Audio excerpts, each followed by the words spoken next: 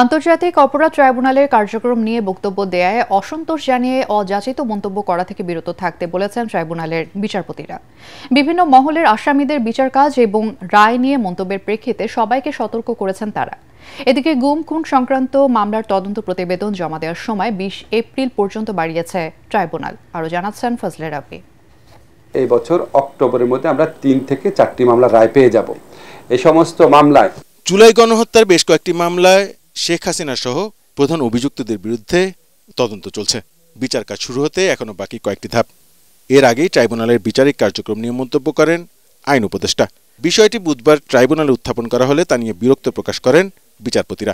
এই বক্তব্য ব্যবহারের ব্যাপারে আমরা বলতেই হয় যে একটু অসন্তোষ প্রকাশ করেছেন।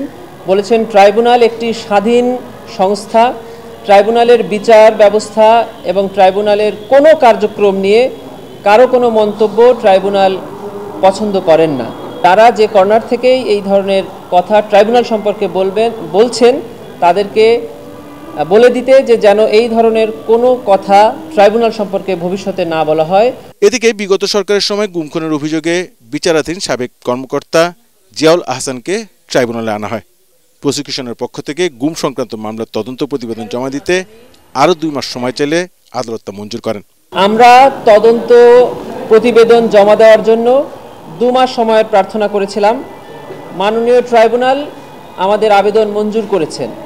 আগামী 20/4/2025 তারিখে তদন্ত প্রতিবেদন জমা দেওয়ার জন্য তারিখ নির্ধারণ করেছেন। জুলাই-আগস্ট গণহত্যার মামলায় ডিএমপি সহকারী কমিশনার রাজন কুমার সাহাকে গ্রেপ্তারের পর ট্রাইব্যুনালে হাজির করা হলে তাকে কারাগারে পাঠানো হয়। ফজলে রাব্বি, এটিএন বাংলা, ঢাকা।